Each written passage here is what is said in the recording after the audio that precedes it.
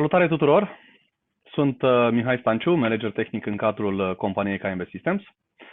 Vă urez bine ați venit la un nou webinar din seria noastră de webinarii pentru prezentarea soluțiilor KM. Aș vrea să vă prezint astăzi o soluție ce ține de control acces pentru adresarea mesajelor sau a discuțiilor pe care vreți să le avem în cadrul prezentării. Aș avea rugămintea în partea din dreapta jos, în partea de chat, să vă selectați acolo ca mesajele să fie transmise atât către panelist, adică către cel care prezintă, cât și către ceilalți participanți. Să vedem aici. Sper că ne auzim. Vă salut. Bun, haideți să începem. În principiu o să fac o scurtă prezentare la partea de soluție de control acces cu controlere KM. E bine de știut că această soluție de control acces funcționează atât cu controlere din gama KM cât și cu controlere din gama Dahua. O să vedeți pe parcursul prezentării despre ce este vorba. O să avem o mică prezentare apropo de produsele pe care le vom utiliza astăzi. În speță vom merge cu centrala de control acces KM CA102RK și cu un controller KM CR100. Deci acestea două le vom prezenta. Un reader KM CR100. Vom avea apoi o scurtă, să spun, prezentare PowerPoint pe care o să vă prezint produsele astea și cam care sunt punctele cheie pe care ar trebui să insistăm atunci când alegem o soluție de control acces. Apoi partea de setup în Smart PSS și apoi integrarea cu partea de raport de EasyPoint. EasyPoint-ul pe care l-am dezvoltat in-house este o aplicație care ne permite să extragem rapoartele așa cum le dorim. Pentru că o să vedeți că Smart PSS-ul și cei care ați mai instalat control acces deja știți treaba asta, Smart PSS-ul nu prea oferă un raport detaliat apropo de timpul lucrat efectiv. Pentru că sunt situații în care, angajații de la serviciu, care în timpul serviciului ies la pauze de cafea, pauze de țigări și practic timpul lucrat diferă față de timpul prezent la serviciu.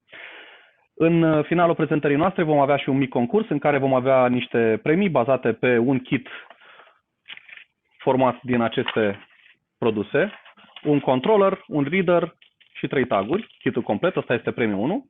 Pentru premiul 2 și premiul 3, presupunem că la premiul 2 și la premiul 3 răspunsurile sunt cam la fel, doar timpul de reacție va fi diferit și atunci vor avea aceeași valoare, vor fi compuse din rucsac, hanorac, tricou, produse promoționale de la noi, agenda, o să le vedeți acolo. Ok, să începem.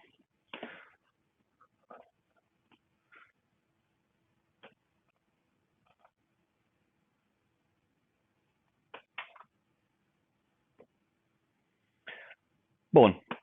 Ia să vedem de aici, de la slideshow. De la început. Bun. Control acces gama KMV. Ce presupune acest control acces? Presupune instalarea în anumite locații, acolo unde se dorește raportul de prezență al angajaților și, bineînțeles, generarea de foaie de prezență, așa cum ni se cere pe partea de contabilitate, a unor rapoarte pe parte de acces, adică personalul angajat, când a intrat, când a ieșit de la serviciu, eventual chiar și limitarea accesului în anumite zone și asta o să putem face prin programarea prin Smart PSS. Care sunt avantajele? Softul de pontaj este gratuit și asta este un avantaj major pentru că multe din soluțiile de pe piață în momentul de față se bazează pe niște costuri. Costuri care sunt costuri de exploatare, nu neapărat costuri inițiale, adică se plătească de la început, ci pot fi anumite, abonamente pe care se taxează în funcție de numărul de controlere. Garanția pe toată gama de produse KM, și v-ați obișnuit deja cu treaba asta, tot ce am lăsat noi pe produse cu denumire KM minus ceva, are 5 ani garanție. Deci asta e bătut în cuie, cel puțin 5 ani garanție, pentru că ați văzut că și post-garanție noi mai suntem cumva flexibili și putem să facem reparații care chiar și post-garanție pot să aducă un avantaj pentru instalator. Bineînțeles, serviciul și suportul tehnic sunt asigurate in-house, la noi. Bun, ce înseamnă control acces KMV? Este scalabil, poate fi extins oricând cu alte controlere, este flexibil. Eu am să încerc prezentarea asta să o fac relativ scurtă ca să nu vă mănânc foarte mult din timp și dacă pe undeva, galopez sau vi se pare că mergem prea repede, putem să discutăm pe chat.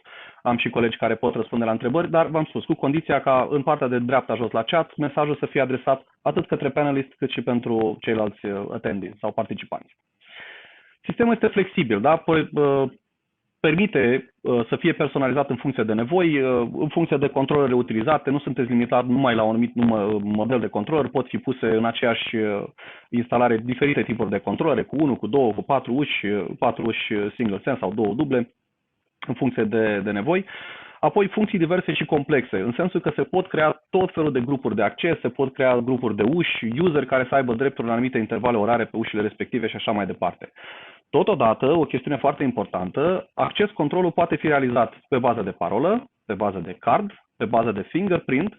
În anumite condiții se poate face și cu face recognition pentru alte tipuri de echipamente de la Dahua. Ideea de bază este că se pot și combina, deci nu sunt obligat, dacă am folosit cardul, nu mai folosesc parolă sau pot să pun orice fel de combinație de aceste tipuri de acces. Bun, se pot integra și cu alte sisteme de securitate, în sensul în care se pot pune și camere de supraveghere pentru partea de vizualizare în timp real. Pe Smart PSS pot să utilizez, o verificare vizuală la cel care dă cu cardul, să spunem, la ușă. Personalul de pază poate să permită sau nu accesul persoanei respective, cu toate că este autorizat pe bază de card. Foarte important pentru pontaj este funcția de anti-passback. E o funcție care ne permite să limităm cumva accesul utilizatorului odată intrat, să nu mai poată intra încă o dată până nu iese. Altfel nu pot să-mi dau seama când a intrat și când a ieșit. Nu pot să fac diferența de timp corect acolo. Bun, Gamma KMV include echipamente de control acces standalone cu cititoare de card, parolă sau amplet încorporat, cât și centrale sau module ce permit instalarea cititoarelor după cerința proiectului. Vă spuneam că sunt foarte flexibile și pot fi făcute în aproximativ orice fel de combinație. Mi se transmite că nu se vede decât primul slide pe prezentare. O să facem cumva să vedem. Cred că o să rămânem pe poziția asta, nu știu, probabil ceva de la placa video. Mă pricep, dar nu cred că avem timp acum să identificăm despre ce e vorba. Bănuiesc că se vede acum. E ok. Da? Pe avantaje. Control acces KMV. Vă spuneam despre scalabilitate, flexibilitate și funcții diverse. Integrarea cu alte tipuri de sisteme de securitate. Și haideți să prezentăm acum, practic, ce avem noi ca și puncte forte, ca și produse forte pe care le-am branduit pe Gamma KM. Controlul KMCA 404, care implicit vine cu setarea de 4 uși independente, dar prin update de soft se poate face schimbarea modului de lucru în 2 uși dublu sens. Atunci când avem nevoie de acest lucru, se poate face printr-un simplu update de soft. Acest controller are 100.000 de carduri valabile, deci poate memora 100.000 de carduri, ceea ce înseamnă că pot în acest controller să definesc 100.000 de utilizatori, practic, da? Iar logul de evenimente poate să ajungă până la 150.000 de înregistrări.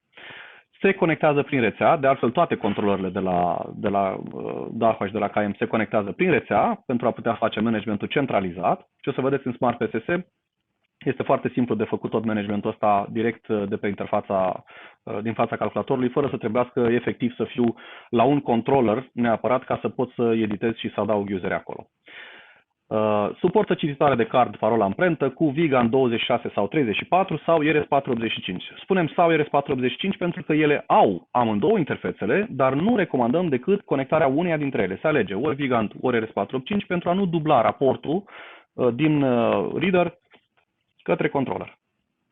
Există și posibilitatea de alarmare a unei uși lăsate deschisă, intruși, sabotaj, dacă îți deschide ușa, de exemplu, fără să fie dat cardul înainte și așa mai departe. Se pot defini 128 de programe sau orar de lucru. Aici e vorba de time zone-ul care se definește în Smart PSS. CA102 RK este un controller waterproof, e foarte important pentru că poate fi instalat în exterior, dar și în interior, evident, și suportă carduri MyFair. Acum, diferența între 102 RK și următorul model 102 RK-E este strict partea de carduri suportate. În speță, 102 RK suportă carduri MyFair, 102 RK-E suportă carduri MID, cele care sunt pe 125 de kHz. Ca idee, pot să le pun în aceeași instalare pe amândouă, numai că va trebui să am grijă ce card asociez către ce utilizator. Pentru că un card care a fost înrolat pe unul cu MyFair nu o să fie compatibil cu readerul celălalt, care este pe MID. Da? Acest tip de controller are o ușă, adică am un releu pentru controlul ușii, care poate fi atât single sense cât și dublu sense. și pot face o parte de control acces destul de simplă, de bază, inclusiv programarea la nivelul controllerului, direct, fără să am nevoie să fac, eu știu, conectarea cu Smart PSS sau să fac soluție de pontaj efectivă, pot să-l folosesc ca și un control acces direct de pe interfața lui. Clar, nu voi avea listă de utilizatori, nume sau știu alte detalii despre utilizatori, în afară de parola asociată și cardul asociat pentru el. Se pretează pentru instalarea, v-am spus, atât în interior cât și în exterior.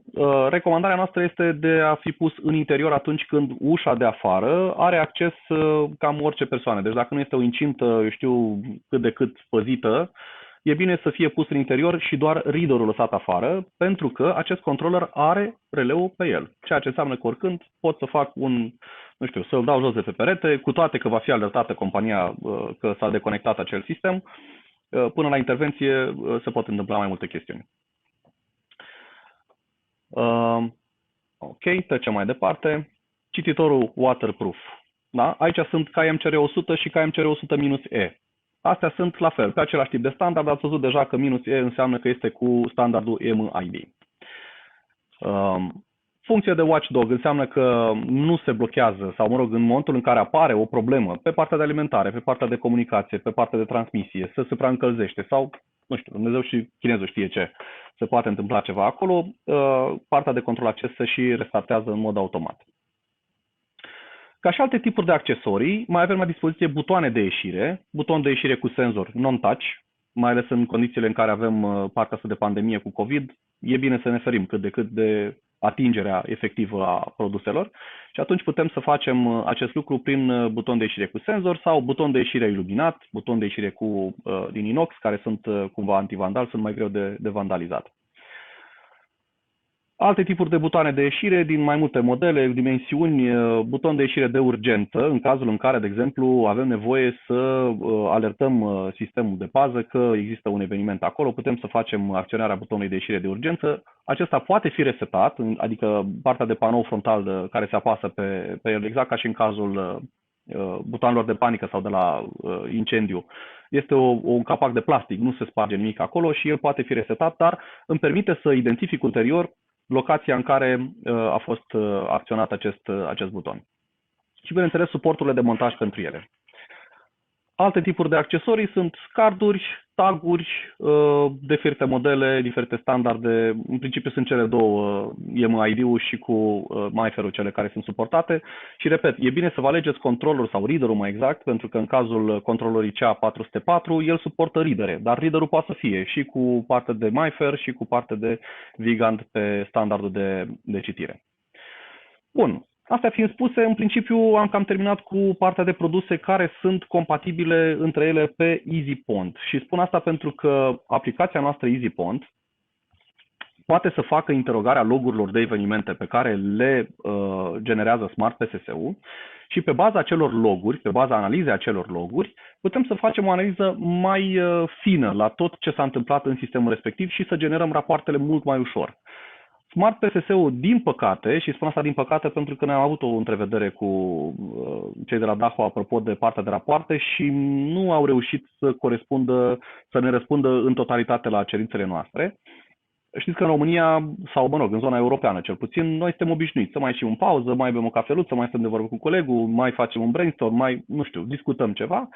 Lucru care e posibil ca angajatorul să-l considere că nu este un, eu știu, timp petrecut în interesul companiei și atunci nu ne pontează acel timp, nu dorește să plătească pentru pauzele care se iau în timpul programului.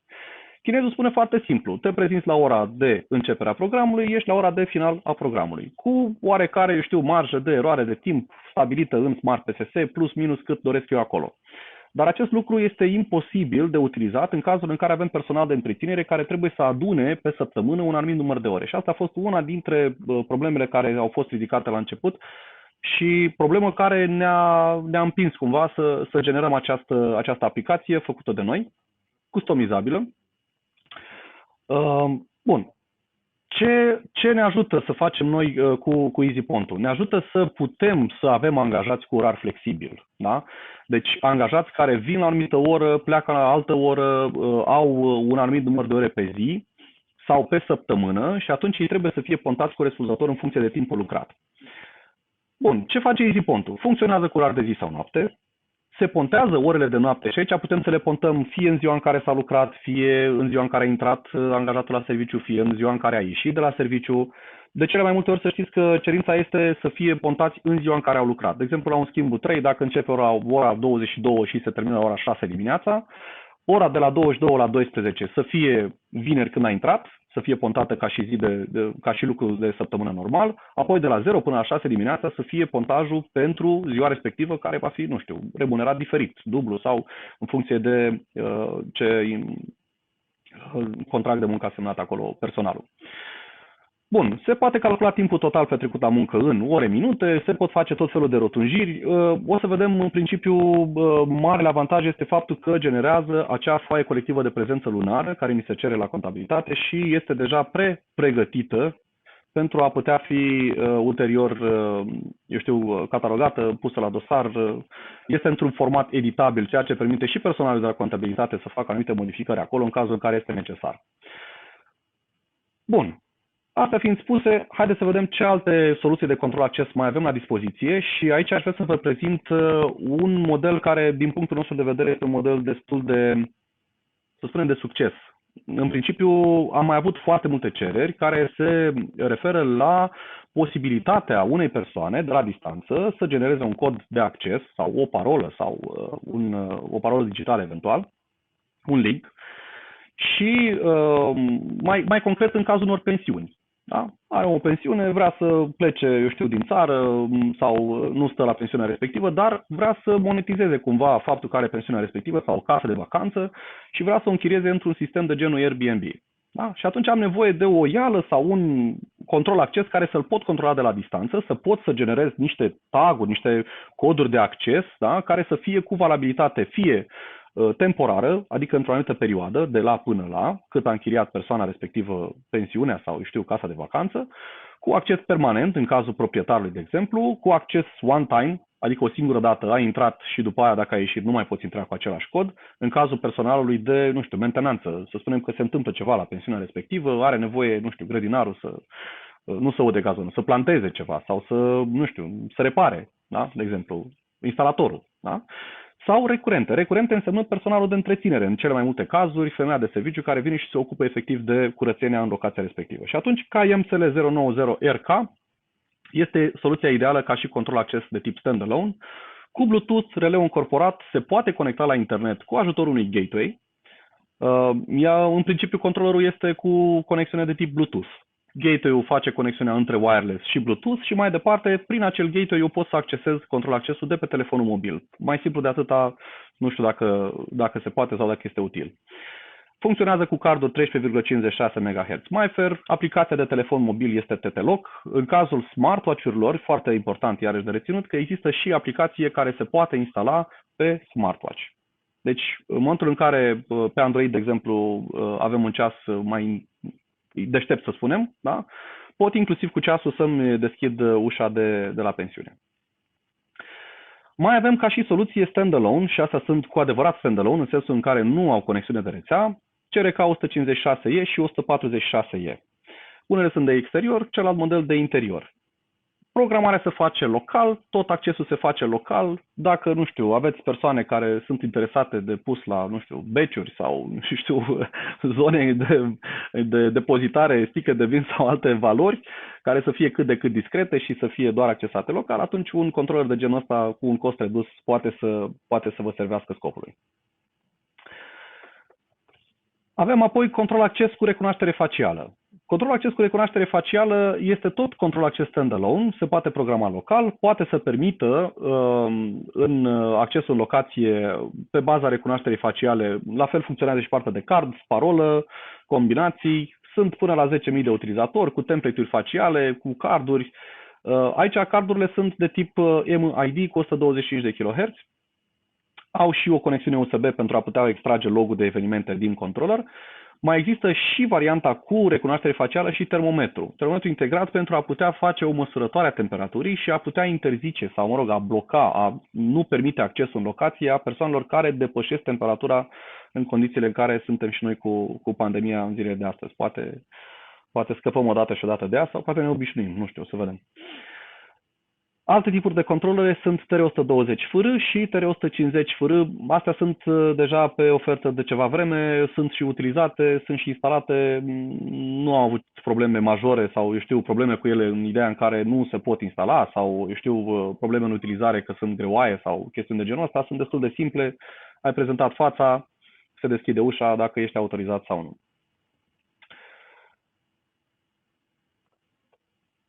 Și bineînțeles că ai TR151 fără. Standalone, recunoaștere facială, termometru, da? Aceeași tip de integrare. Bun. Ce aș vrea eu să vă mai prezint acum și aș vrea să insist puțin pe chestiunea aceasta, ar fi, ia să vedem aici, dacă pot să vă dau nu share pe altceva.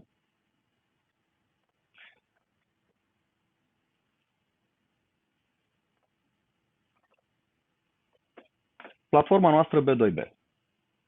Am lansat recent platforma B2B pentru a veni în sprijinul instalatorilor, în sprijinul celor care fac achiziții, în ideea în care, în această platformă, după ce vă creați contul și este autorizat de către colegii noștri de la vânzări, puteți să vedeți istoricul de facturi, puteți să creați comenzi, este disponibil 24 de ore din 24 și puteți vedea un lucru foarte important pe care îl aveam în discuție cu unii dintre clienții noștri.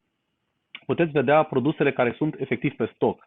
Pentru că e posibil pe ofertă să apară niște produse care, nu știu, au fost la promoție sau produse cu stoc limitat și acolo stocurile nu sunt actualizate, pentru că e o foaie Excel, nu poți să actualizezi stocurile într-o foaie Excel. Dar într-o platformă online, care are și suport pentru telefon mobil și suport pentru tabletă, pot să fac acest lucru, pot să văd istoricul de comenzi, pot să filtrez, de exemplu, dacă e să căutăm, să spunem, să luăm niște camere IP, da? Să zicem. Vreau să vedem la niște camere IP de tip bullet. Să zicem că mă interesează 4 megapixeli și mă interesează, să zicem, nu știu, tehnologie de tip Starlight. Da? Deci o filtrare simplă vă poate returna toate produsele care se încadrează în rezultatul de filtru al dumneavoastră. Eventual, în cazul în care doriți, puteți să faceți și o comparație între produsele respective pe baza atributelor. Foarte important este faptul că toate aceste produse sunt cu prețurile afișate atunci când vă logați, în funcție de clasa dumneavoastră de discount. Bineînțeles, discountul cu colegele de la vânzări, probabil în funcție de vânzări și de termene de plată, nu m-aș băga aici, poate să difere. Dar prețurile o să le vedeți instant în aplicație, în browser web, imediat ce v-ați logat, vedeți prețul original, prețul la promoție, discountul efectiv, lista de facturi, știu, situația financiară, puteți să o faceți de acolo, puteți inclusiv să trimiteți o cerere de produse pe retur, dacă e cazul să faceți o stornă la produse. Deci toată partea asta de B2B există, e bine de utilizat. Acum, recomandarea este, nu știu dacă neapărat numai pentru dumneavoastră, dar este și pentru noi, pentru că o comandă care vine prin platforma B2B înseamnă mai puțin timp lucrat de persoane de la vânzări și automat mai puține greșeli făcute eventual de colegii noștri. Noi ne străduim să reținem toate partea asta de descriere cât se poate de transparentă, completă, pe partea de site. Aveți toată gama de produse la dispoziție și este bine să vă faceți cont și toată partea de achiziții de aici să o faceți cât se poate de simplu. Bun, revenim la oile noastre. Și acum haideți să vedem așa. Vă prezentam înainte faptul că vom lucra cu aceste două controlere. Da? Deci avem 102 RKU și controllerul și readerul CR100. Bun, în momentul de față, dacă vreau să fac setup-ul acesta, ar trebui să folosesc aplicația Smart PSS pentru partea de management a lor. Și haideți să deschidem un Smart PSS.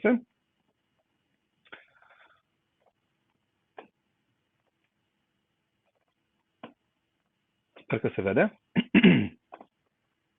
Ok. La dispozitive. Putem să le adăugăm în mod manual sau putem să le căutăm în lista de device pe care le avem. Noi știm că implicit adresele de IP sunt 0.2 pe tipul ăsta de controller, pentru altele s-ar putea să fie altceva. Cred că am pus o virgulă acolo.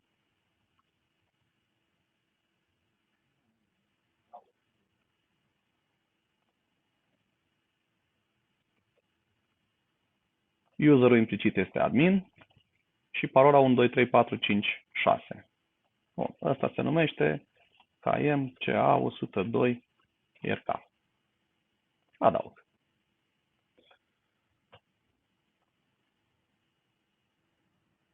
Nu-l găsește. Ia să-l vedem noi. 102 IRK unde este? Ăla este 0.2.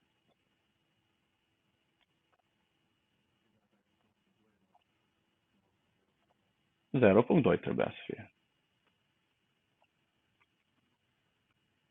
Câți dintre voi mai faceți greșeli de astea? E ceva uzual. Acum trebuie să fie ok. Ok, bun, suntem online. Primul pas în setarea controllerului, bineînțeles, este modificarea adresei de IP, eventual la parole, bineînțeles, și data. Trebuie să sincronizăm data și ora pentru că toate cardurile pe care le asociem noi și toate drepturile pe care le vom da acolo sunt direct dependente de acest parametru. Da? Și atunci intrăm pe partea de configurare și haideți să configurăm echipamentul pe care tocmai l-am adăugat. În primul rând, ca să nu avem probleme pe rețea. Punct 2.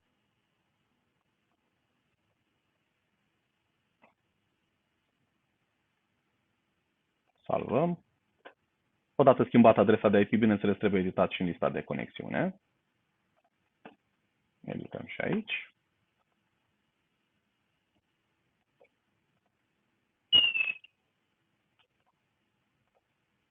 Și să ne logăm pe el. Ok, este online.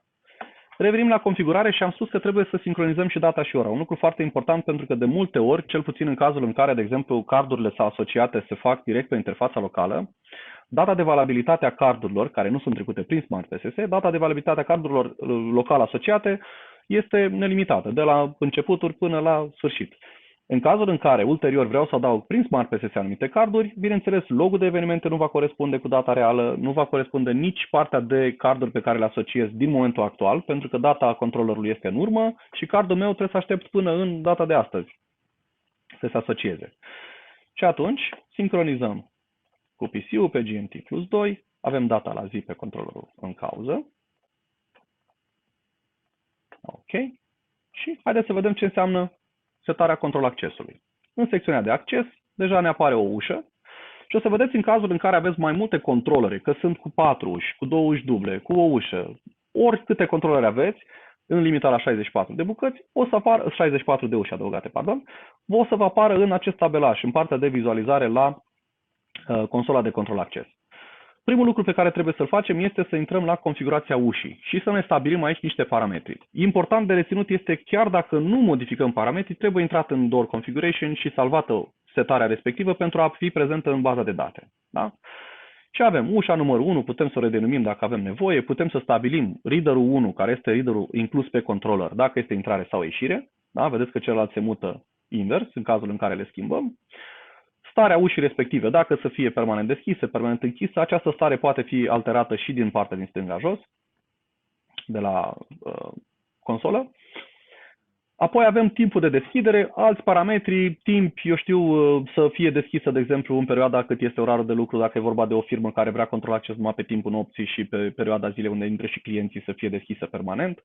Putem seta și acest lucru. Există și posibilitatea de a activa door sensor, dacă am un contact magnetic pe ușă, pentru a putea fi alertat în cazul în care ușa se deschide fără să fi fost accesată anterior.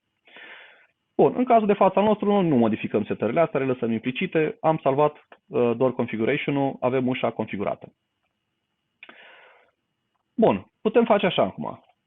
Dacă sunt mai multe uși, sau chiar dacă avem una singură, pentru a putea asocia drepturile unor utilizatori pe uși, trebuie să facem un grup de uși. Cu alte cuvinte, sunt ușile de intrare, uși de ieșire sau uși de acces doar pentru personalul cu drepturi suplimentare și atunci le putem face în funcție de nivelul de acces pentru fiecare utilizator. În cazul de față, creăm un grup de uși care conține o singură ușă, cea pe care am adăugat-o anterior. După ce am adăugat ușa respectivă, putem să creăm utilizatorii sau să asociem useri pentru această ușă. Din lista de uși, utilizatori aici nu avem, trebuie să definim useri. Haideți să definim useri.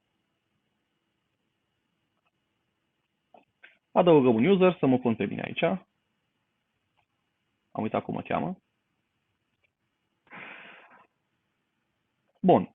adăugarea unui utilizator cu o card de acces, da? Presupunem că avem un card de acces pe care vrem să-l asociem pe ușa respectivă, putem să o facem fie cu un card issuer, adică un echipament care se conectează pe USB la calculator, fie se tastează în mod direct dacă am nevoie să introduc ID-ul sau știu ID-ul cardului, îl introduc acolo, sau pot să mă folosesc de un controller, da?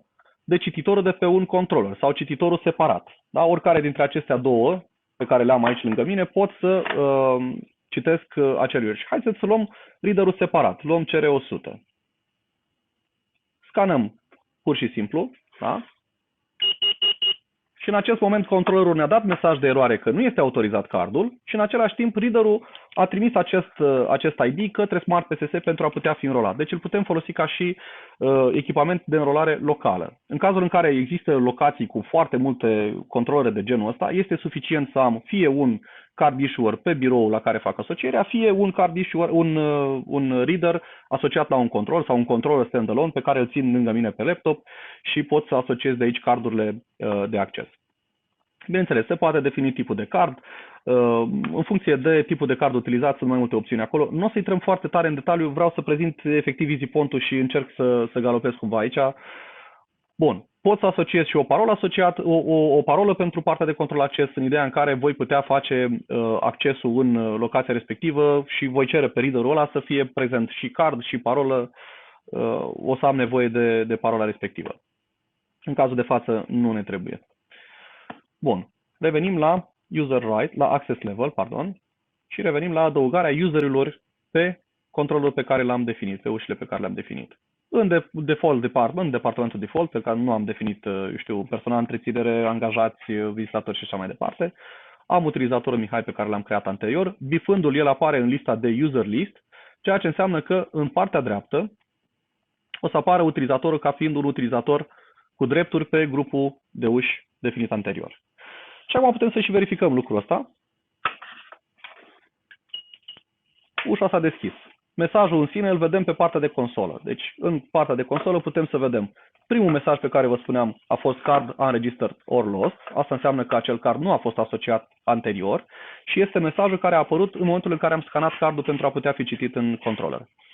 Apoi, mi s-a deschis ușa, îți spune cine a deschis ușa și apoi mesajul că s-a închis ușa. Deci avem și confirmarea că ușa a fost închisă.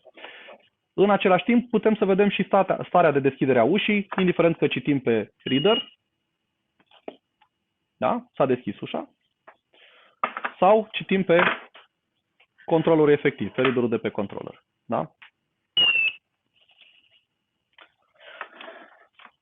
Ce ne interesează foarte mult la partea de control acces este anti-passback-ul, adică acea funcție care nu ne permite să intrăm de 2 ori. Și haideți să activăm această funcție. Anti-passback, adăugăm, din lista de controlere pe care le avem, din lista de readere, punem aici fontaj, ăsta este scopul pentru care activăm, el o să ne dea opțiunea asta, reader 1 și 2 anti-passback. În cazul în care avem mai multe controlere cu mai multe uși, toată partea de anti-passback este limitată la nivelul controllerului. Deci nu pot să fac anti-passback între 2 controlere diferite decât dacă acelea sunt de tip master-slave. În cazul master-slave-ului, practic, controllerul master preia toate ușile de după el, de la slave-uri. Și atunci o să poată să facă anti-passback la nivelul controllerului. În cazul de față, neavând master-slave pe masă, noi facem într-un singur controller anti-passback-ul. Cu alte cuvinte, dacă am intrat pe readerul 1, nu voi putea accesa readerul 2, nu voi putea deschide ușa cu readerul 2, readerul 1 din nou. Da? Deci până nu ies din locație, nu pot să intru înapoi. Și haideți să vedem concret cum funcționează.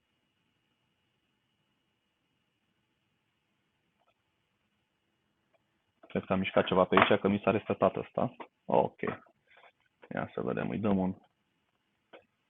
dăm un logout și un login. Ar trebui să nu mai miște cabluri. Atunci când mișcăm de cabluri, treaba nu e bună. Ok, anti-passback. Adăugăm. Reader 1 și reader 2. Punem aici fontaj. Ok. Bun. În cazul în care aveți erori, cum am avut eu, să verificați conexiunile de rețea. E posibil să se fi deconectat sau, mă rog, dacă nu e montat corect, nu intră în discuție. Dar în cazul de față, la mine fiind pe masă, mufele nu sunt chiar cele de cea mai bună calitate. Bun. Revenim la noi. Haideți să vedem pe partea de consolă. Da? La consolă, dacă, de exemplu, intrăm pe readerul principal, în momentul de față suntem în incintă, înăuntru, încercăm o altă incintă, o altă intrare, nu ne poate autoriza accesul, ne spune că anti-passback-ul este activat. Va trebui să luăm celălalt reader, să mergem în partea aia de ușă, da? Și ușa este deschisă. Dacă vreau iarăși să ies fiind înăuntru, iarăși acest lucru nu este posibil. Da? Deci în felul ăsta putem să limităm utilizatorii să-și împartă tagurile sau să le dea și vecinului și așa mai departe. Da? Să intre mai multe persoane în incintă cu același card. O persoană odată intrată nu poate să intre încă o dată.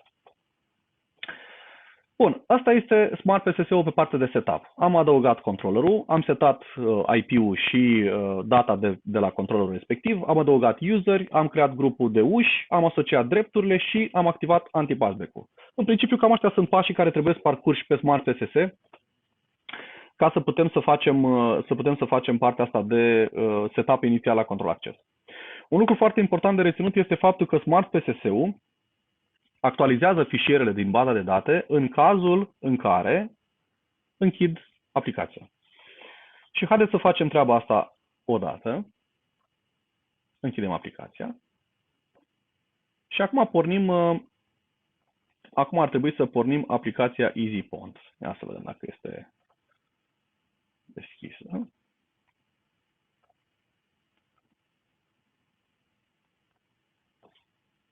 Ok. Bun. Avem aplicația EasyPond deschisă. Da? Pe aplicația aceasta, în momentul în care o pornim, ea apare în versiune demo. E o chestiune bună de reținut pentru că, în principiu, o aplicație demo vă poate oferi mai multe informații în ceea ce privește modul de lucru, cum funcționează aplicația, până să vă apucați să vă setați device-urile acolo. Și haideți să vedem aici, la partea asta de lucru demo, există un set de rapoarte care sunt deja generate. Da? Deci sunt evenimentele în baza de date încărcate, o bază de date demo limitată la perioada de timp, astfel încât să putem să vedem care sunt funcțiile din aplicația noastră EasyPond. Logul de acces. Dacă, de exemplu, luăm logul de acces pentru toți angajații și dăm un refresh, putem să observăm aici că în ordinea apariției logurilor efectiv a evenimentelor respective, le putem vedea într-un log ușor de citit. Toate evenimentele sunt grupate pe zile, pe culoare, da? Să putem să vedem intrări, ieșiri, da?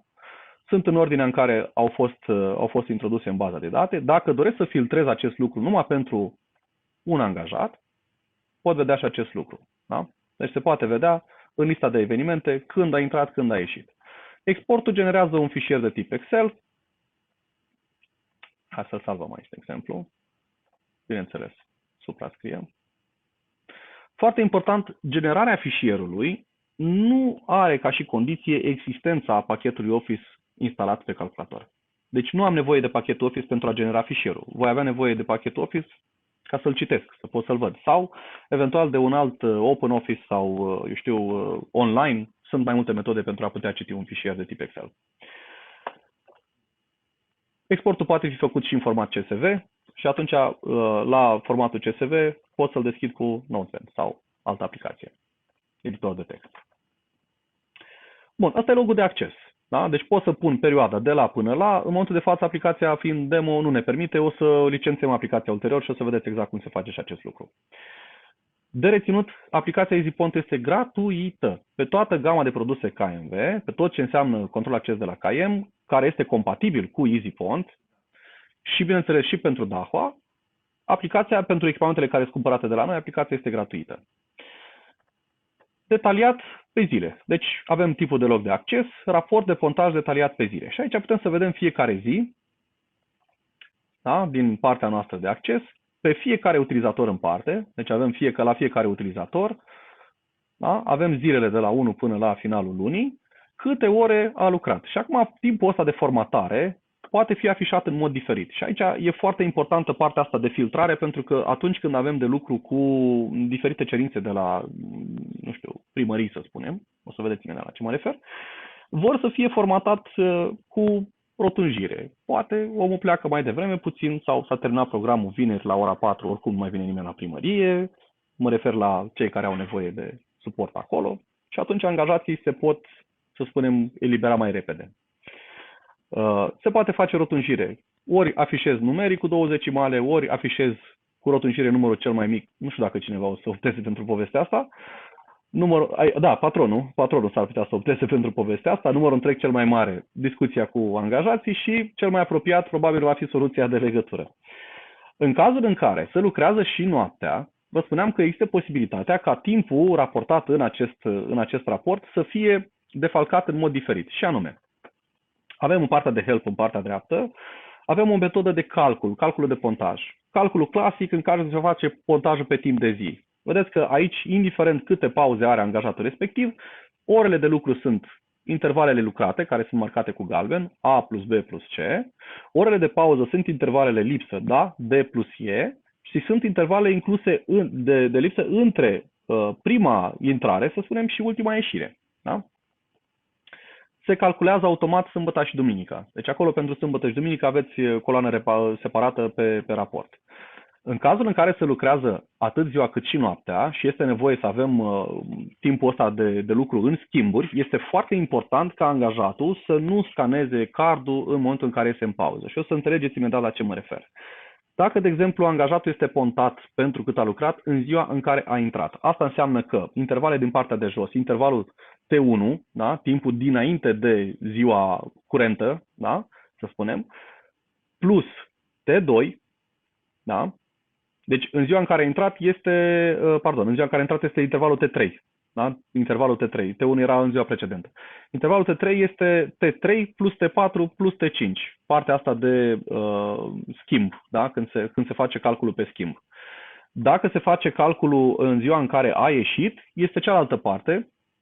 În ziua în care a ieșit la intervalul T3, când se termină T3-ul. Da? Asta înseamnă T1 plus T2 plus T3. Asta este în ziua în care a ieșit.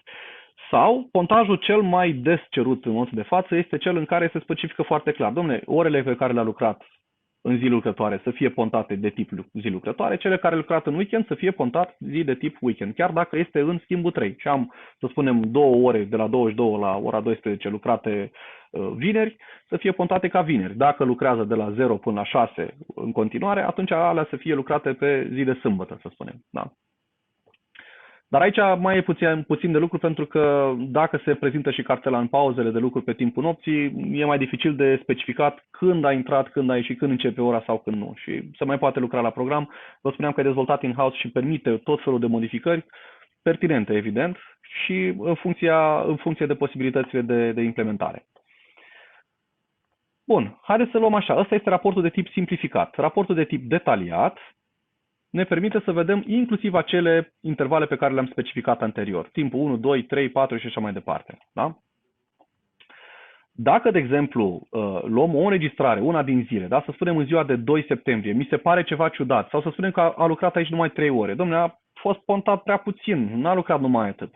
Pot, pe un dublu click, să văd efectiv logul de evenimente pe acea perioadă, strict ziua respectivă, când a intrat, cât a ieșit. Da? Și pot să văd care este suma de timp pe acolo. Bun. Ia să vedem. Ăsta e detaliat. Total perioadă. Total perioada am pentru fiecare utilizator în parte lucru de ore pe luna curentă, pe perioada selectată în raportul respectiv. Da? Poate și o săptămână, nu neapărat pe lună. Pe perioada pe care am selectat-o la intervalul din partea de sus. Ajungem acum la foaia colectivă de prezență. Foaia colectivă de prezență, vă spuneam că în cazul primăriilor au fost niște cereri, nu neapărat primării, instituții, să spunem, nu dăm nume, în care a fost nevoie ca anumite ore lucrate între, să spunem, 7 și 8 ore, să se înlocuiască cu 8 ore, să se rotunjească în sus, să spunem. Da? Hai să facem un refresh aici și o să vedem cum se modifică acest lucru. Da? La 6 ore nu rotunjim la 8. Aici nu vedem niciun 7. Dacă debifez opțiunea de ore lucrate, automat apar persoane care au lucrat, domnul Jean Craioveanu, că nu, are posibilitatea, a lucrat 7 ore în ziua de luni. Dacă activez opțiunea, va fi pontat în ziua de luni cu 8 ore. Și asta este foaia colectivă pe care pot să o export într-un format Excel, o văd exact așa cum apare pe raport. La fel, același tip de filtrare, în cazul în care am nevoie să fac filtrări de genul ăsta. De reținut aici o chestiune că dacă, de exemplu, folosesc numeric cu 2 decimale, tipul de raport, adică vreau, domnule, să știu 3 ore și 25 de minute, nu mai am posibilitatea să rotunjesc, pentru că ori rotunjesc, ori nu. Ne hotărâm. Da? Și atunci rămâne în funcție de cum dorește, da? Timpul cel mai apropiat. O altă cerință în partea din dreapta a raportului, nu se vede pe raportul ăsta, dar dacă dăm în partea din dreapta la export, o să vă arăt imediat. Ia să dăm noi pe cel mai apropiat. Numărul cel mai apropiat. Da? Aici este o rotunjire evidentă. Bun, dacă, de exemplu, există și marea majoritate a companiilor optează pentru o chestiune de genul ăsta, se cere prezența, să spunem, la ora 8 la firmă, la companie și se termină programul la ora 17. Asta ar însemna 9 ore de lucru. Dar angajatul beneficiază de o oră sau câteva minute de pauză, obligat forțat, pentru pauza de masă, să spunem. Da? Și atunci pot, din timpul ăsta de raport între cele două scanări, pot să fac scădere automată a timpului de lucru lucrat cu o anumită perioadă pe care o doresc. Și atunci o să vedeți că toate aceste cifre scad cu câte o oră. Da? Bun. Haideți să facem un export acum. Să vedem cum arată exportul propriu-zis. Exact ce am văzut anterior. Se poate vedea și aici totalul de ore, se poate vedea pentru fiecare zi în parte câte ore a lucrat și pot vedea ulterior, în partea din dreapta, și CNP-ul persoanei. Un lucru care e destul de important atunci când vorbim de companii care au foarte mulți angajați, la care există posibilitatea reală, certă, să existe 2, 3 sau poate chiar 4 angajați cu același nume. Ionel Popescu sau, nu știu, Andrei Ionescu, dau un exemplu. În cazul respectiv, pentru foaia colectivă de prezență este nevoie și de atașarea CNP-ului pentru identificarea efectivă a persoanei. Bun, ce e de reținut este faptul că softul poate să fie modificat, dar v-am spus, în cazul în care sunt cerințe pertinente, noi în principiu am încercat să acoperim cam toată partea asta de cerință cu el, să fie cât mai simplu de utilizat, cât mai ușor, fără să trebuiască să dăm multe clicuri, să bifăm peste tot orare, să facem tot felul de nebunii acolo, putem să facem un raport din logul de evenimente și logul de evenimente îl are fiecare controller.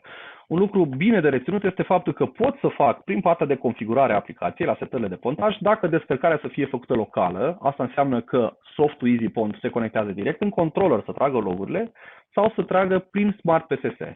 În momentul în care descărcăm cu Smart PSS, o să vedeți că e nevoie ca în Smart PSS anterior să fie făcut extracția de loguri din controlere în baza de date a Smart PSS-ului și apoi EasyPont-ul interoghează logurile din Smart PSS, baza de date a Smart PSS-ului.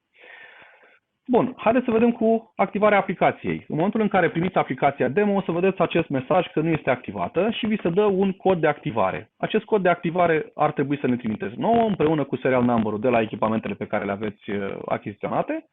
Și după ce primim acest cod ca și cerere de licențiere, noi vă trimitem un fișier de licență care arată cam așa.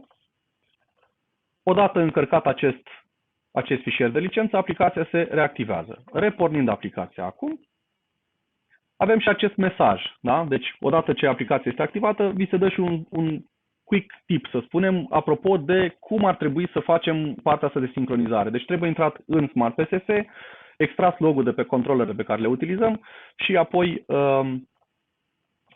făcută interogarea din aplicație. Bun. Versiunea demo deja avea niște loguri de evenimente. Noi aici nu avem. Dacă în locația noastră sunt mai multe controlere, dar eu nu vreau să fac pontaj pe toate, nici nu fac pontaj pe toate, atunci trebuie să configurez aplicația și să specific în mod clar care sunt ușile de pe care vreau să fac pontaj. Da? Și să le descarc, de exemplu, în cazul nostru vreau cu Smart PSS-ul pentru a lua logurile de acolo. Salvăm, repornim.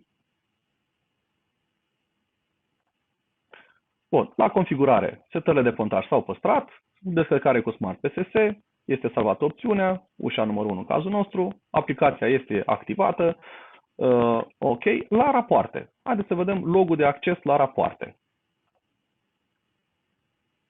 Da? Logul de acces la rapoarte îl avem așa. Odată, acces blocat este card reader-ul pe care l-am utilizat pentru a înrola cardul respectiv. o ieșire pentru că am folosit CR100, da? Deci logurile astea nu mai sunt acum cele care le-au avut în versiunea demo, ci sunt logurile actualizate din aplicația Smart PSS.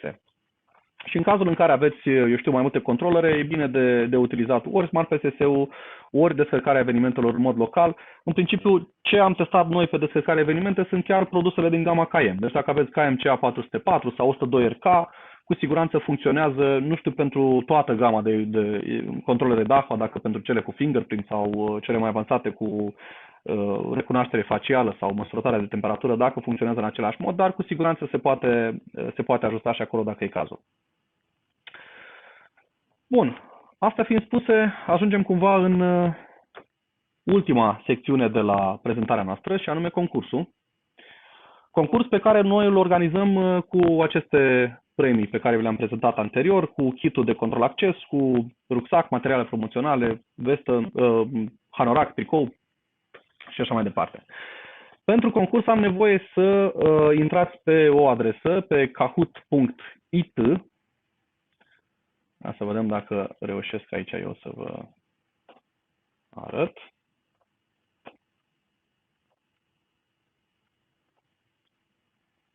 Deci de pe telefonul mobil deschideți un browser și intrați pe kahoot.it.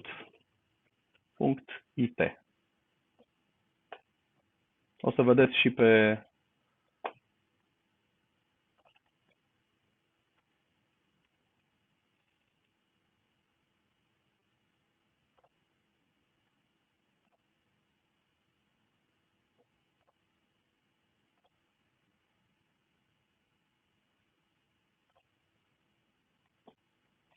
ok.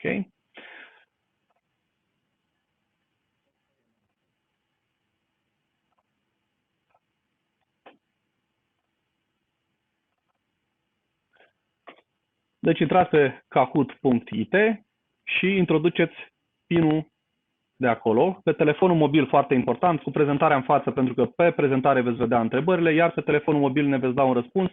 Rugămintea mea este ca numele pe care vi-l alegeți să fie un nume ok, adică să nu vă puneți etichete care sunt greu de vizualizat cui aparține acel ID, pentru că la final, cine câștigă va trebui să fie și premiat.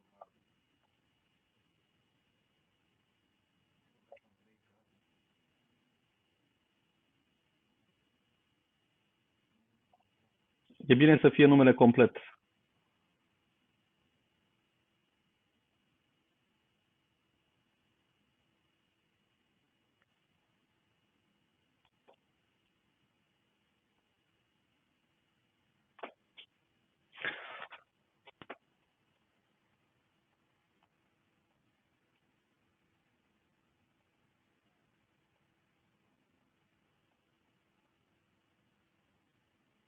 Mai așteptăm câteva momente, poate mai sunt persoane care n-au reușit încă.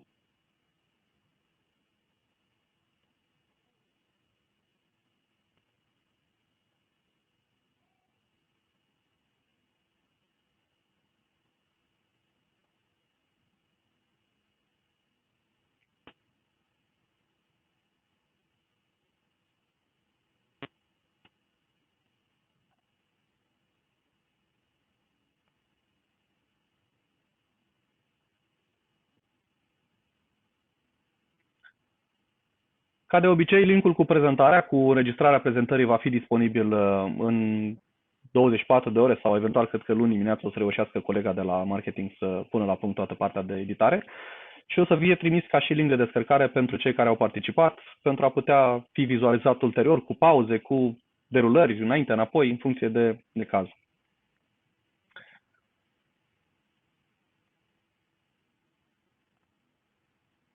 Ne mai auzim? Ne auzim, cred că, nu? Da, e ok.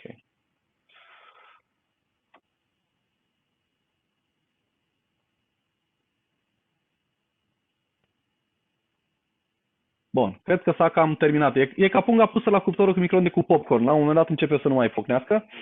Haideți să începem. Ia să vedem. Start.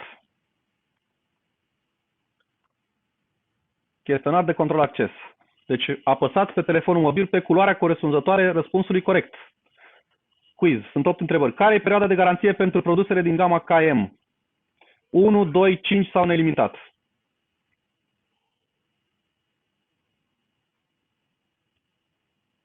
Să vedem câte răspunsuri corecte avem.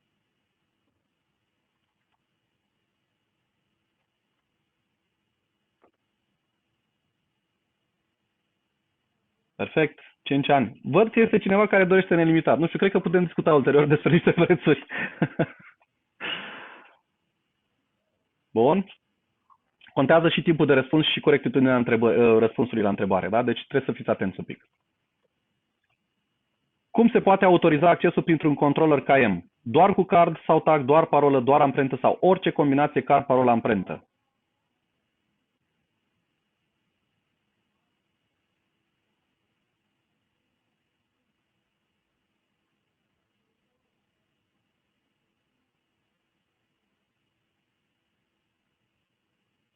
Perfect. Foarte bine. Orice combinație.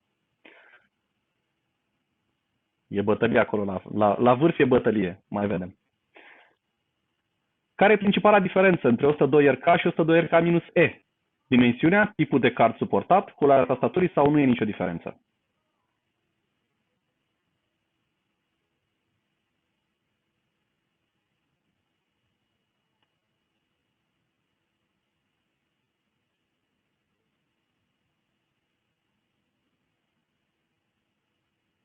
Tipul de card. Nu știu ce să zic. Ori sunteți voi foarte bine pregătiți, ori a avut impact ce am zis.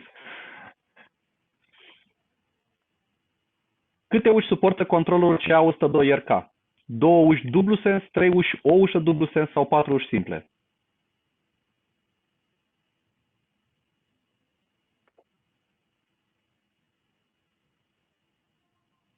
Aici vă prind.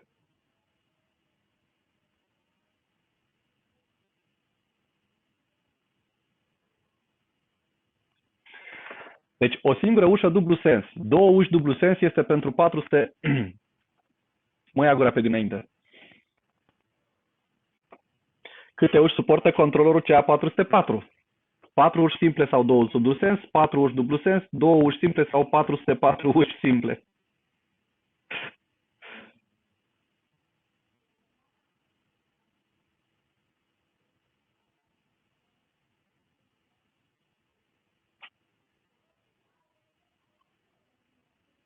Da.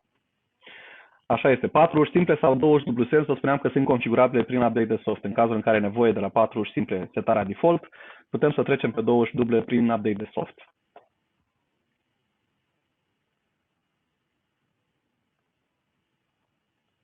Interfețele Vigant sau RS485 de pe controlere folosesc la conectarea la PC, conectarea cardului, controlul ialei sau conectarea cititorului.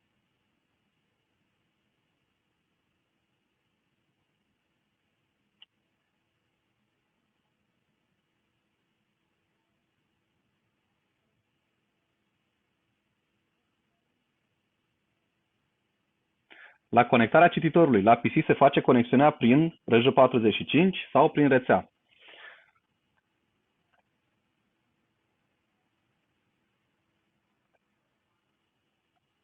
Ce gamă de echipamente suportă aplicația EasyPont? Atât KM cât și Dahua, doar KM sau niciuna dintre ele?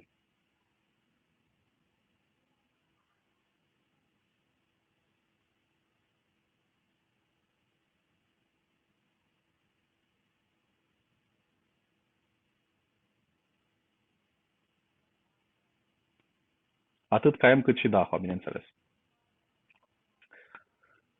Și cred că mai avem încă o întrebare. Cât costă aplicația EasyPont pentru controlerele achiziționate de la KMW?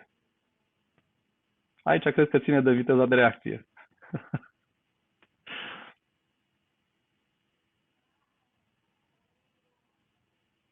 Deci altă opțiune nu există. E gratuit. Dacă ai luat de la noi controllerul, este gratuit 100%.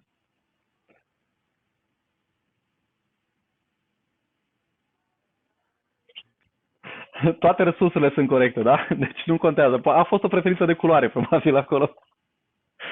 Ok, haideți să vedem podiumul și felicitări pentru cei de pe locul 3, domnul Liviu Pintilei. La fel și pentru locul 2, pentru domnul Cocoș Sorin. Și, bineînțeles, numărul 1, felicitări maxime, domnul Zoltan Maroșan. Multe felicitări pentru câștigători. O să rămânem în continuare pe discuții pe partea de chat. În cazul în care mai sunt întrebări, o să vă răspundem la ele. Ia să vedem, să văd și eu chat-ul acum. Recunoașterea facială și cititorul de amprentă cu GDPR. GDPR-ul presupune blocarea, să spunem, a funcțiilor de marketing și de marketing agresiv, de identificarea persoanei în alte scopuri decât cele de securitate. Ceea ce o să vedeți că în cazul în care angajații unei anumite companii intră în contractul de muncă sau contract colectiv de muncă, se semnează și acel acord GDPR pentru prelucrarea acestor tipuri de date. Deci, recunoașterea facială și cititorul de amprente or să poată fi utilizate cu succes acolo.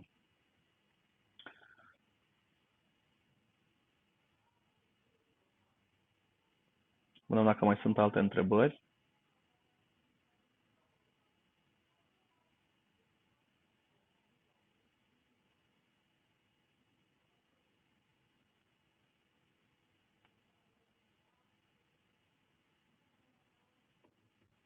Control acces cu face recognition. Bănuiesc că în loc de o prezentare propriu-zisă, aici eu o văd mai simplu, făcută ca și un video de prezentare mai concret. Adică noi avem și colegul de la București și eu de la Iași pot să mai fac anumite prezentări pe video, relativ scurtuțe, în sensul în care, nu știu, partea asta de soluții, mai exact cum anume integrezi ceva cu altceva sau cum rezolvi o anumită problemă scurtă, poate fi prezentată și într-un video, poate chiar pe YouTube. Iar partea de, eu știu, chestiuni mai complexe, de interfațare între anumite echipamente sau cum anume se rezolvă, eu știu, gen ANPR sau cum recomandăm noi supravegherea pentru sau ce funcții avem la dispoziție pentru supravegherea unui magazin, care sunt specifice pentru acea soluție, probabil vor fi prezentate mai pe larg ori într-un alt video, ori în alte webinarii. Deocamdată eu vă mulțumesc foarte mult pentru prezență. Aș vrea să ne răspundeți pe mail pentru cei care sunteți interesați și de alte tipuri de soluții sau alte echipamente din portofoliul nostru. Integrarea în Amazon, Alexa sau Google Nest? Nu prea. Partea de integrare în third-party application nu prea se poate realiza de pe control acces în mod direct pentru că ele funcționează pe protocolul DAHA privat. Aici nu prea poți să integrezi extern cu altceva. Adică o cameră sau un video, mai există aplicații pe care le poți instala sau să folosești un flux RTSP în Alexa dar la control acces foarte, foarte dificil e. Ok. Cititoarele de face de text se pot integra direct în EasyPont. Nu are nicio importanță cititorul cele de face detection care au fost prezentate în aplicație ulterior. Deci dacă vă uitați un pic pe prezentare și o să încerc să o reiau, să o reiterez. Da? Deci tot ce înseamnă control access standalone, da? Acestea, CR156, 146, SL090RK, cu face recunoaștere facială, nu sunt compatibile cu EasyPont-ul, pentru că nu folosesc același protocol cum folosește EasyPont-ul. Și nu le pot integra în Smart PSS. Automat nici nu pot să extrag logul de evenimente de acolo.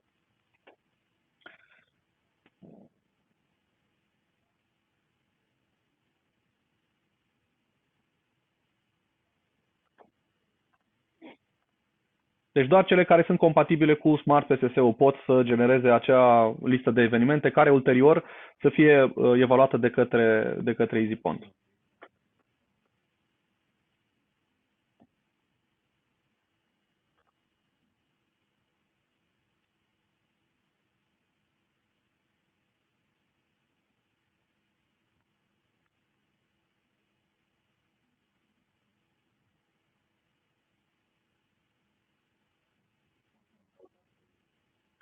Da, se pot monta și pe turnicheți în cazul în care există cerințe de genul acesta, numai că probabil trebuie să vă adaptați cumva sistemul de prindere.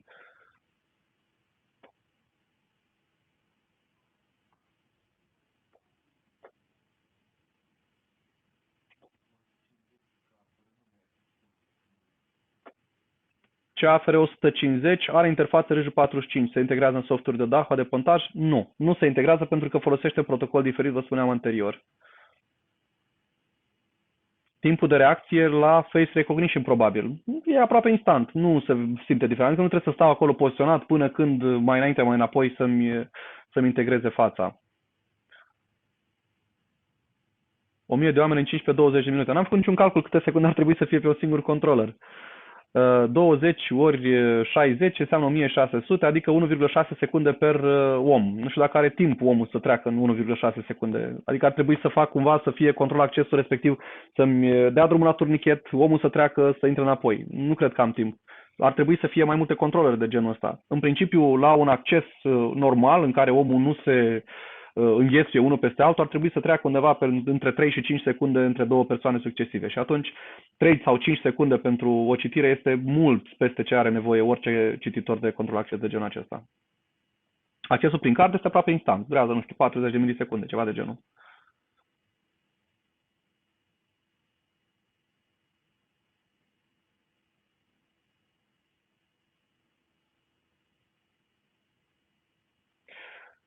Ok, dacă mai avem și alte întrebări,